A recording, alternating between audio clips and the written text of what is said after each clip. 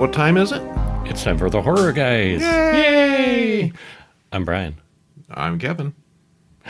Except we're not. Except we're Back. not. How do we get that wrong?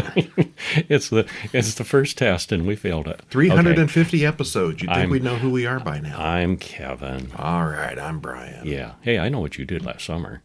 What did you do last summer? We're going to talk about what we did last summer. The new one. The new one. Yeah. And it's a sequel. I was unclear until I think it's more of a requel. No, because it's It's a reboot, but it also includes the old people. yeah, but it's a continuation. It's many years later. Yeah. It's strictly a sequel. But it's setting up more sequels, so But, they kind of do the same thing over again. Yeah. It's complicated. It's complicated, yeah. And it's just one of the fine movies that we watched this week. We also saw 1984's The Toxic Avenger. not the new one. I'd never seen that. Okay. I saw many trauma films, but this was my first time seeing that. Well, you were in for a treat. I was, yeah. And 1989's Santa Sangre.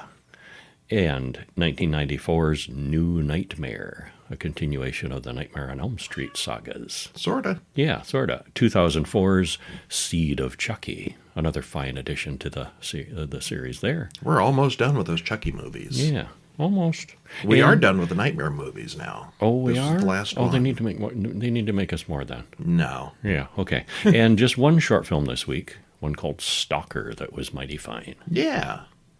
All right, where are we going to start? Oh, we should start with I Know What You Did Last Summer. From 2025, directed by Jennifer Kayton Robinson. Written by Sam Lansky, Jennifer Kayton Robinson, and Leah McKendrick. Stars Madelyn, Cline, Chase Suey Wonders, and Jonah Hauer-King. Hour and 51 minutes. I think this is the longest of the series. I think so, and this is quite new. Was just released in Just July. his streaming recently, yeah. Yeah. Once again, a group of young people cause a death. They cover it up. And in delayed revenge, a year later, someone says, I know what you did last summer, and starts picking them off. It's a long after sequel, not a reboot, requel. Yeah, we talked about that a little bit. It takes place in the same town as the original movie. It's many years later, and some of the original cast do join in the fun.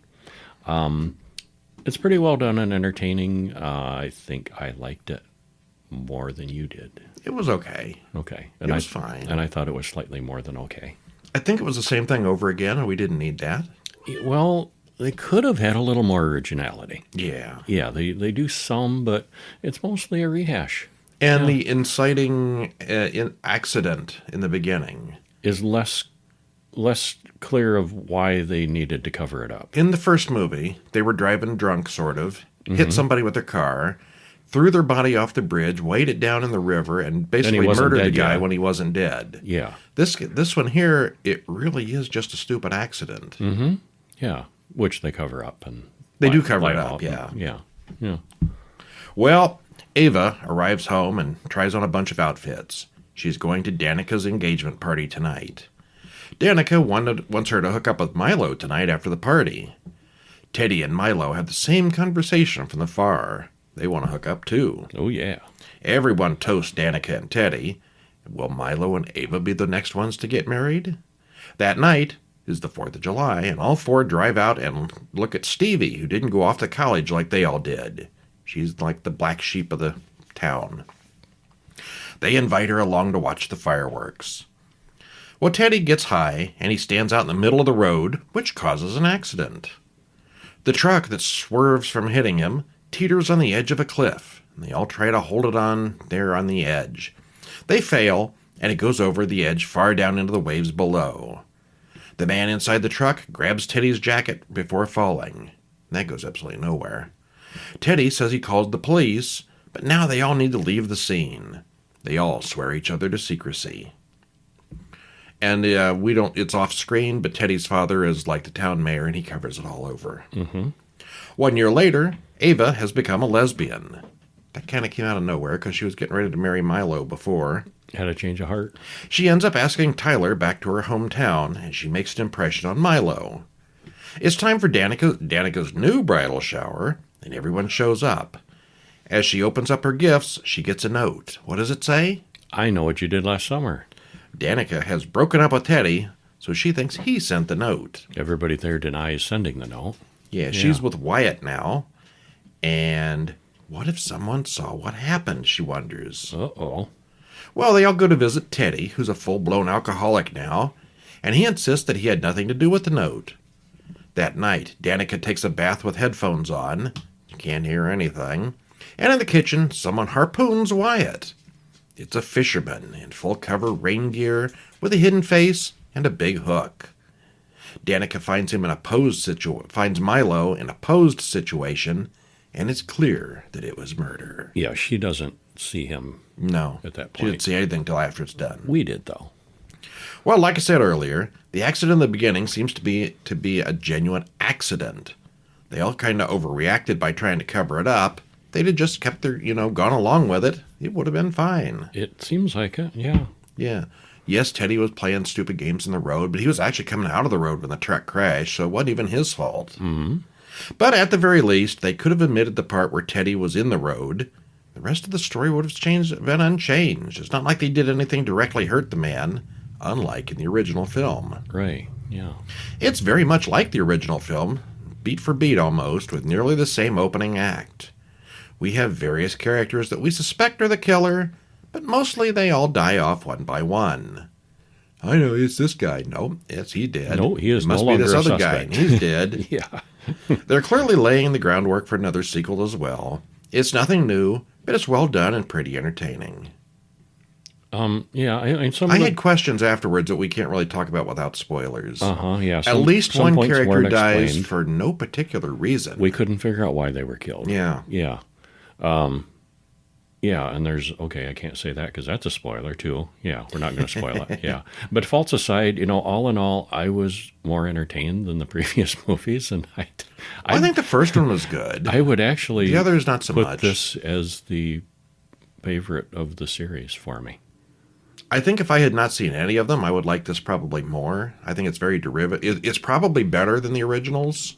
Really derivative, yeah. But if you've seen the originals, this is just more of it. Well, it's definitely rhymes, yeah. Yeah. Yeah. The Toxic Avenger from 1984 is up next. Of course, we'll watch the new one when we get a chance to see it on streaming. You betcha. Peter Dinklage, I understand, is Toxie in the new one. Because he would never stoop to that kind of movie, I'm sure. He's playing all those highfalutin Shakespearean-type characters, right? Mm-hmm. Yeah, right. Uh-huh. Yeah, he literally just did Shakespeare in the Park in New York, Midsummer Night's Dream. Uh-huh. He was in a production. Yeah. He's a serious actor. Yeah, he is. And apparently knows how to have a good time, too. Directed by Michael Hertz and Lloyd Kaufman. Written by Joe Ritter, Lloyd Kaufman, and Gay Partington. Stars Andre Miranda, Mitch Cohen, Jennifer Baptist, and a whole bunch of people whose careers consist of one movie. Yes, yeah, pretty much. And it's an hour and 22 minutes, and there's a trailer in the show notes. Well, and some of them recur in a lot of the Troma movies. Oh, yes, they all work for him again. Regulars, yeah, that he liked working with. And, yeah. Well, this is over the top, raunchy, gross, overacted, silly, stupid, and hilarious all at once. It's got a large cast and lots of special effects, with a hero you can root for.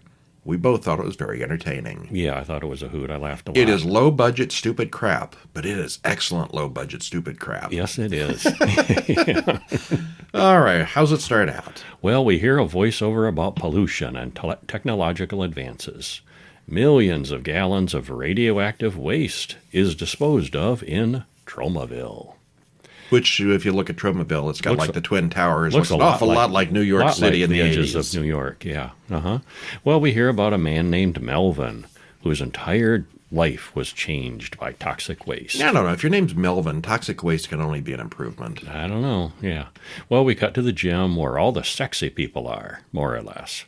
Melvin, the mop boy, is kind of funny looking and hated by everyone.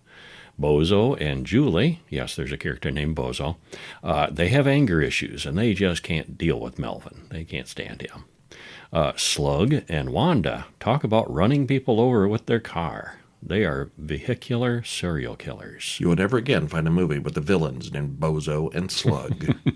They've assigned points for various targets. Melvin watches them having sex. We get together with Bozo. They get together with Bozo and run over a kid on a bicycle. Twice. Woohoo! Yeah. Well, the next day, Julie gets the others involved in a plan to get Melvin. Outside, a big truck of radioactive green waste pulls into town, parks in front of the health club. It's a bunch of 55-gallon drums with no tops on them. It's just exposed Sloshing empty all over the barrels place. sloshing all over, yeah. Yeah.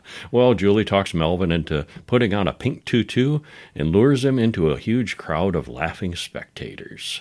He runs from them all and falls out a window and falls headfirst into a barrel of toxic waste.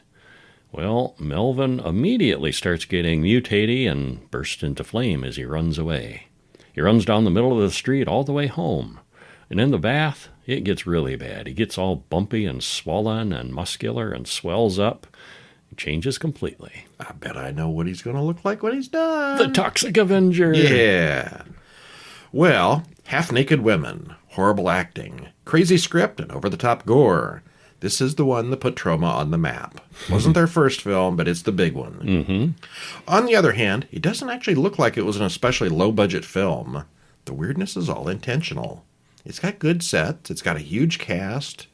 The acting is pretty awful, but it's kind of that way on purpose. But I think it's deliberately awful. Yeah. From the comments you'd hear about the film, you'd think it was really terrible, but it was pretty good. We both liked it. It's a lot of fun. Yeah. If you haven't seen it, we would recommend it. I'm not so sure about the 4 sequels. I do not know. Haven't seen those I've either. never heard much about the sequels, other than they exist. I have not seen those either, yeah. 1989, Santa Sangre, directed by Alejandro Jodorowsky. Written by him, Roberto Leone and Claudio Argento. Stars Axel Jodorowsky, Blanca Guerrera, and Guy Stockwell. 2 hours and 3 minutes. Dean Stockwell's brother. Yes. Yeah. He looks like he ate Dean Stockwell in this one. He's a heavier guy, yeah. He didn't used to be. If you look at his IMDb picture, he was young and good looking, and then there's this guy who, wow. Like, wow, who's that? Yeah, yeah. Trailer in the show notes, and I strongly recommend you watch the trailer first, see if this is going to be something for you. It gives you a taste of what's coming, yeah. So, spoiler-free, there was a circus in Mexico where a little boy witnessed some awful things that caused him to be institutionalized as a young man. But he escapes to be with his mother. Except it's weirder and more complicated than that. Mm-hmm. It's long, but it never drags, and we see strange characters and strange events with a story that makes sense while being very weird. So if you're looking for something unique, you should check this one out. I thought we were both very entertained, and I'm going to say this was my favorite of the week. Well, it's not what you call a scary horror movie. It is definitely focuses very much on weird. Unsettling. If you like weird, you'll like this. Unsettling, and it does have a body count, quite a body count, actually. Yeah. Well, we open on a naked man perched up on an indoor tree trunk like a bird. The door opens and people bring him food. He's in an institution and seems to think he's an eagle. Yeah, and the food that's offered, they offer him a tray of normal sandwich and vegetables and stuff, or a raw fish. And he grabs the raw fish and starts chewing on it. Because he thinks he's an eagle. Yeah. The orderlies make him put clothes on, but he doesn't seem happy about it. Well, we then cut to the circus, and we hear about Phoenix, the boy magician. Phoenix watches as a deaf girl learns how to walk a tightrope. They, set the rope on fire and say, go to it, and she's like, what next? Kind of a beginner, yeah. Mr. Orgo, the circus owner, really likes that tattooed woman. And Mr. Orgo is Phoenix's father. And the owner of the circus, yes. Yeah. Well, we cut to a protest. A bunch of people block the demolition machines from tearing down the Santa Sangre church. But the machines and police start to go in anyway. Phoenix's mother leads the protesters in a song. The Monsignor arrives to intervene and wants to see inside. He is on their side until he sees that they worship a mannequin with no arms. But he says that's not one of the saints. The saint is Lirio, a girl who lost her arms in a brutal attack, and they built the church on that spot. They argue whether the church pool is full of holy blood or just red paint. The Monsignor does not approve of this place or the heretical sacrifice, and tells the police to tear that place down right now. And then he leaves. Yep, and they do destroy it. Phoenix and his mother, Concha, watches the place is torn down. They walk back to the circus and interrupt Orgo before he can do anything too inappropriate with the tattoo girl. As Orgo and Concha have sex, Phoenix goes to watch a sick elephant die. They have a funeral with a really big coffin that they throw off a cliff. which then poor people break open the coffin like a big piñata and tear the elephant's body apart to feed the crowd. Well, Weird. It's just a weird movie. Weird visuals and weird things happen. Orgo then ties little Phoenix to a chair and tattoos a bird on his chest just like his own. It's painful and bloody, but he endures it. And this is where we see that the adult guy in the asylum had that tattoo on his chest. This is him grown up. This is Phoenix as the guy in the asylum as a kid. Yeah. Now you're a man, says Orgo. The deaf-mute girl, Alma, likes it, and she likes Phoenix as well. All right, and stuff happens. Yeah. Yeah, lots of stuff. Lots of stuff happens. Yeah, Concha ends up losing her arms. Yes. And then later, she shows up and persuades adult Phoenix to escape, and they run off together. And then I'm gonna spoil this little bit. I mean, it's not really a spoiler. They have an act on stage, and we see Concha, and she's got arms. Like, what the heck? It's Phoenix behind her, being her arms. You think the act is kind of cool? Yeah, it is kind of cool. Yeah, but that's what they keep doing. He keeps being her arms. It's weird. It's very strange. Yeah. Unlike some of Jodorowsky's films, this one actually has a plot that makes sense more or less. Mostly. Some of his stuff is just random crap, it seems like. And that's kind of what I was expecting. I was pleasantly surprised there was such a story to this. Yeah. Yeah. It looks very cool with lots of interesting visuals. The acting is good in a weird way. It's long, but it's not draggy or slow. That weirdness sucks you right in. If you think I've said weird too many times, you haven't seen the movie yet. Yeah, weird is the word for it. Yeah, if that's the kind of thing you were into, you should give this a try. And two of his sons They play young and older Phoenix. Yeah, the adult Phoenix and the boy Phoenix are his sons. And do you spell his name with a Y or an I? What? Jodorowsky. I think it's on a Y. Okay. Just checking. Yeah. Not that we have both here on our text or anything. No, we are consistent in all things. Yes. 1994's New Nightmare, a.k.a. Wes Craven's New Nightmare, from 1994. Written and directed by Wes Craven. Stars Heather Langenkamp from the first movie and maybe one or two of those others. Robert Englund, who's in most of them also, and Miko Hughes. Hour and 52 minutes, trailer in the show notes. Yeah, Robert Englund has a double role in this one. He does. He plays himself and he plays Freddy. Well, the idea of this one is a little bit different, having Wes Craven, Heather Langenkamp, and others playing themselves, sorta, in a movie about movies. Freddy is back, even darker than he was in the first Nightmare on Elm Street, but this time without the humor, trying to force his way into the real world. Yes, the real world. Right. Alas, it was too long, and it drags, especially in the first half. We found ourselves mostly bored with it. It was kind of disappointing, and an interesting idea. Could have worked better. This was one of those self-indulgent, pretentious kind of films, I thought. Okay. It was made by movie makers for movie makers, that kind of thing. Well, I think they were trying to have fun with it. They were, but they dragged. didn't make it. Yeah, No, there was just too much. Dragged too much. What happens? Well, we watch as a man in a red sweater assembles a robot hand with knives on his fingers. And then he cuts off his hand and cut. It's a movie being filmed based on Freddy Krueger. Oh, they're making a Nightmare on Elm Street movie. Yeah. Heather Langenkamp is there. She's the star of the new movie. She's got her son, Dylan, along with Chase, who is a special effects guy. Well, the animatronic knife hand goes berserk and causes mayhem on the set. Nope, that's just a dream, as Heather and her family experience a real-world earthquake. Okay. Well, Chase asks Heather if she's still getting phone calls from her stalker. She has, but she's got an interview scheduled for today. Her nightmares and the constant earthquakes aren't helping.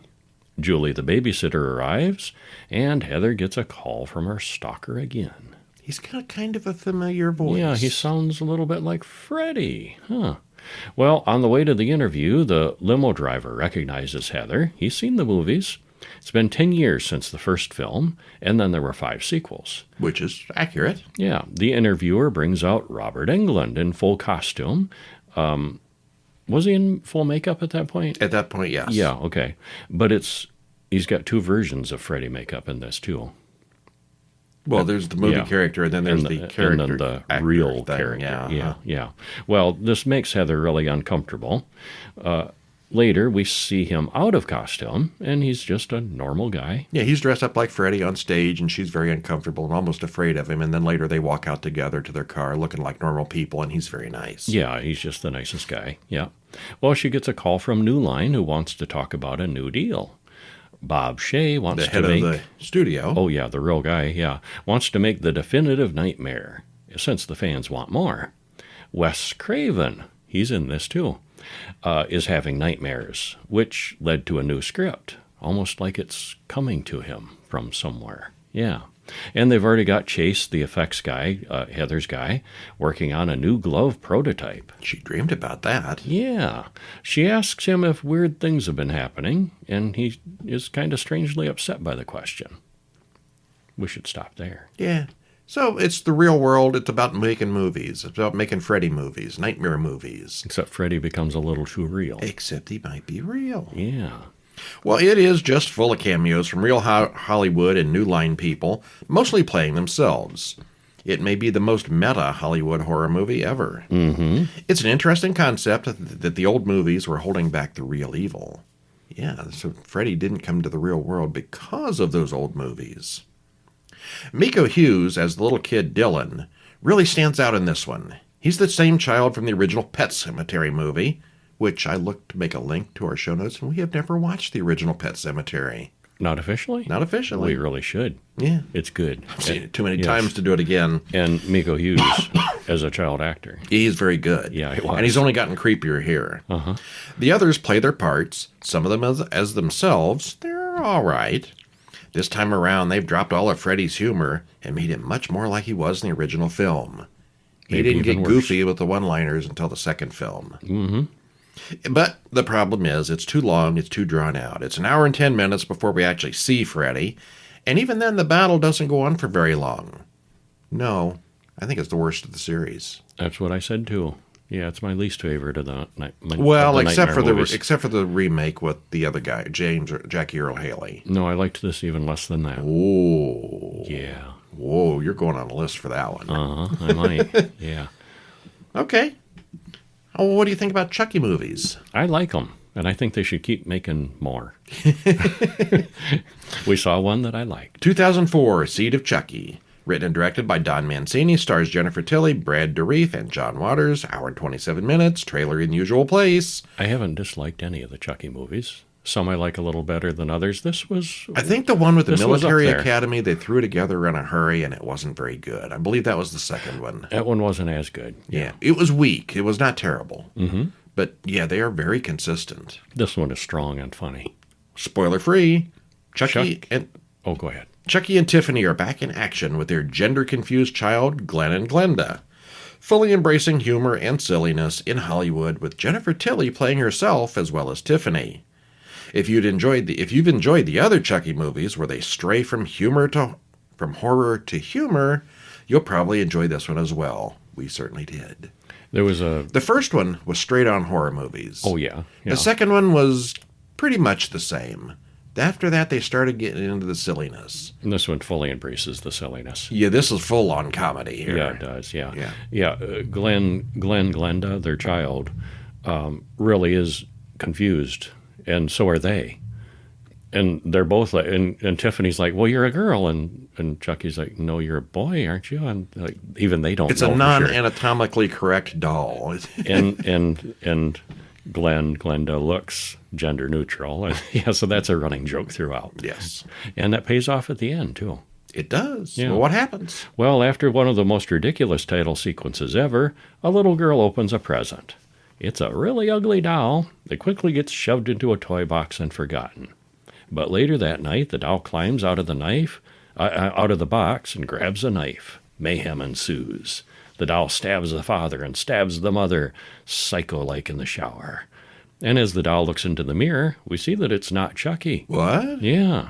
Well, the little girl Claudia taunts the killer. And then Glenn wakes up. It was a nightmare. He's actually a dummy in a ventriloquism set. And he is going by Glenn here. No, he's really not. Or was he? Was he at this point? He's Shitface. Okay. The ventriloquist guy just calls him that. He doesn't have a real name. Yeah, that's right. Okay. Well, Glenn narrates his life and weird nightmares. He's not really violent at all, and I'm using he here, but it's a doll. It's a doll. It's a very generic looking dummy, and it's not anatomically correct, so it could be either. Yeah, and he wonders about his own parents. He thinks they must have been very good people. Yeah, I'm sure they were. Yeah, yeah. Well, we flash back to a scarred-up Chucky in a cemetery fighting a man in a Santa Claus suit. Tiffany finishes off Santa, taunting him that he's not real after all. Except, no, wait, this is just a movie. Are they all doing it this week? And and these dolls are just animatronic effect dolls. It's a somewhat defective Chucky prop. Yeah, doesn't work very well. Chucky Goes Psycho is the newest movie about Chucky and Tiffany, two dolls that were found in real life at a crime scene. And the famous actress Jennifer Tilly is going to be in the film. She complains about not getting any good roles anymore. Huh. So Jennifer Tilly is playing herself. Glenn watches the two doll props on a TV show and recognizes them. He's their son. He's being abused by his keeper, and he escapes from the show. He makes his way to Hollywood, where they're making the film. And hilarity ensues. It does, yeah. Carnage happens. Carnage, there's a big body count, and the three of them, team up and have conflicts. And well, after the previous film, The Bride of Chucky, it leaned way more into comedy and horror. This one goes even further into pure silliness. The puppets have never looked better, but even they seem to have known how silly this has gotten. They make fun of themselves in this even. Mm-hmm. And we both love how Jennifer Tilly repeatedly makes fun of herself and her one-hit movie. Oh, God, she's fat, she says on TV when she sees herself. Uh-huh. Glenn or Glenda is, of course, a real film about transvestites from 1963. Hey, we reviewed that. Yeah. In this film, Glenn and Glenda is just a very confused puppet. But in the later on TV series, the character takes on a whole trans LGBT identity, and Chucky's acceptance of that makes Chucky the most LGBT-friendly of all the horror monsters. I would say so, yeah. Yeah. Yeah. He seems to be straight himself, but he's totally fine with everything else. Yeah. There is a body count. Chucky's the straight one, huh? Yeah, I guess. There is a body count, but they're all just ancillary to the comedic family drama. People die. Yeah, it's funny. Move on. You'll either love it or you'll hate it. There's very little middle ground with this one. If you like your funny Chucky, this is the peak funny Chucky. You'll like it. If you like scary Chucky, this is probably the bottom of the barrel. Mm-hmm. And raunchy humor. Yeah. Oh, yeah, a lot of that. Yeah, I thought it was a lot of fun. Really enjoyed this one. All right, and we had a short film for you this week. 2024's film, Stalker. Directed by David Cholowa. Written by him also, and Remy Gente. Stars Sandra Hohendel. It's 20 minutes. And she's really the cast. The entire cast, yeah. Is her, yeah. And this is one you're going to have to watch for. It's not out for public yet. They submit these to us, and we tell you what to look for. But you really should look for this one. This one is exceptional. Why? What happens? Well, Sarah walks home after a party in the strangely deserted streets of Paris. It's dark, and she's alone. There may or may not be someone following her. There is. She keeps hearing his whistle, and sometimes gets a glimpse of the strange man behind her. What are his intentions? Well, they're not what you think. No, they're not. Yeah. This one is pretty amazing. Starts out in very familiar territory to horror and thriller fans, but then goes somewhere else completely different. There's no dialogue here other than some on-screen text at the beginning and the end, and the whole drama plays out with Sarah's actions and her reactions. Yeah, and there's news around the edges of women disappearing and disappearances. Yeah. And there's a spike in disappearances. And What's going on here? What's happening? Where are they going? Yeah. Yeah, it's very, very good. Yeah, it was especially notable one. Yeah. And that is it for this week. Tune in next week. We will have 5 more movies and some shorts, probably. And let's see, what are we going to watch? We're going to watch Oh, a new release, Dirty Boy, is coming out. That was That was a weird one. That was a weird one, yeah. And a science fiction heavy one called Sight. Uh-huh. Yeah. Uh-huh. Uh-huh. We might squeeze in another Chucky movie. We might. We just might. Yeah. And then after that, we will. Couple others. I got one more to watch. One more Chucky movie to watch officially, I think. I think next week's is the last. Oh, okay. So next week we got Curse of Chucky. And then there's Cult of Chucky that came after that, but we've already done it. We did that when it came out. We did it officially. Yeah. Yeah. That's the problem. We've been around for 6 years. We're starting to. I keep telling you we need to do the Children of the Corn movies. No. See, Brian is a little reluctant on those because the first Children of the Corn was okay. quite good. It was all right. It was never great. And we saw the reboot, and that was quite good. And then they've made a whole bunch of others, and we've both seen and heard enough that, they don't sound very good. So if you guys can think of any big series or franchises that we haven't covered, send us an email at horrorguys.com. I know there was a couple of urban legend movies we didn't do. Mm-hmm. We're still working on the Godzilla movies. That'll probably take years. That'll take forever.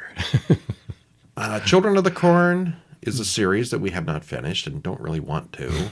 Amityville is not really a series. I know there's like 50 of them. But it goes on forever, and that's just dumb. Silliness. Yeah, those aren't real. That's not a real series. It's just connected by the name. Yeah. I suppose we should watch the other 2 Jaws movies at some point. We could. I don't know. You got any suggestions of what we should watch? Let us know. Tell us. It's not like we're running out, but we want to hear some suggestions. Tell us what you want to hear about. Yeah. Until we hear from you, I'm Brian. And I'm Kevin. We'll see you next week. See ya.